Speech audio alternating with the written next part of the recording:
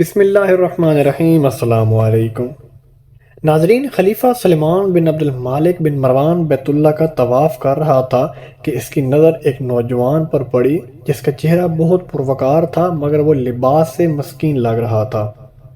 خلیفہ سلمان بن عبد المالک نے پوچھا کہ یہ نوجوان کون ہے، تو اسے بتایا گیا کہ اس نوجوان کا نام سالم ہے اور یہ سیدنا عبداللہ بن عمر رضی اللہ تعالیٰ عنہ کا بیٹا اور سیدنا عمر بن خطاب رضی اللہ تعالیٰ عنہ کا پوتا ہے۔ تو خلیفہ سلمان کو بڑا دھچکا لگا اور اس نے اس نوجوان کو بلایا۔ خلیفہ سلمان بن عبد المالک نے کہا کہ بیٹا، میں تمہارے دادا سیدنا عمر فاروق رضی اللہ تعالیٰ عنہ کا بڑا مداح ہوں۔ مجھے تمہاری یہ حالت دیکھ کر بہت بڑا دکھ ہوا ہے۔ مجھے خوشی ہوگی اگر میں تمہارے کچھ کام آ سکوں۔ تم اپنی ضرورت بیان کرو، جو مانگو گے تمہیں دیا جائے گا۔ نوجوان نے جواب دیا کہ اے امیر المومنین، میں اس وقت اللہ کے گھر بیت اللہ میں ہوں اور مجھے شرم آتی ہے کہ اللہ کے گھر میں بیٹھ کر کسی اور سے کچھ مانگوں۔ تو خلیفہ سلمان بن عبد المالک نے اس کے پرمتانہ چہرے پر نظر دوڑائی اور خاموش ہو گیا۔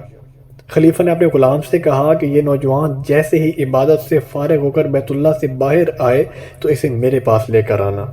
سالم بن عبداللہ جیسے ہی فارغ ہو کر حرم کعبہ سے باہر نکلے تو غلام نے ان سے کہا کہ امیر المومنین نے آپ کو یاد کیا ہے۔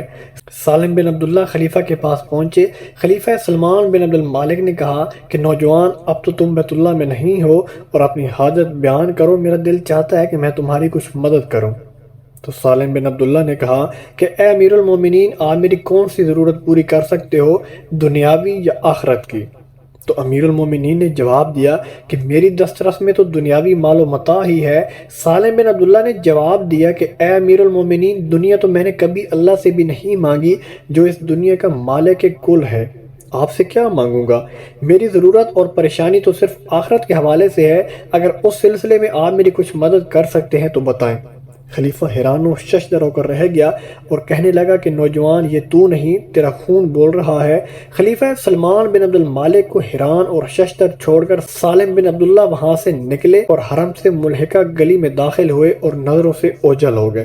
اب یوں ایک نوجوان حاکم وقت کو آخرت کی تیاری کا بہت اچھا سبق دے گیا۔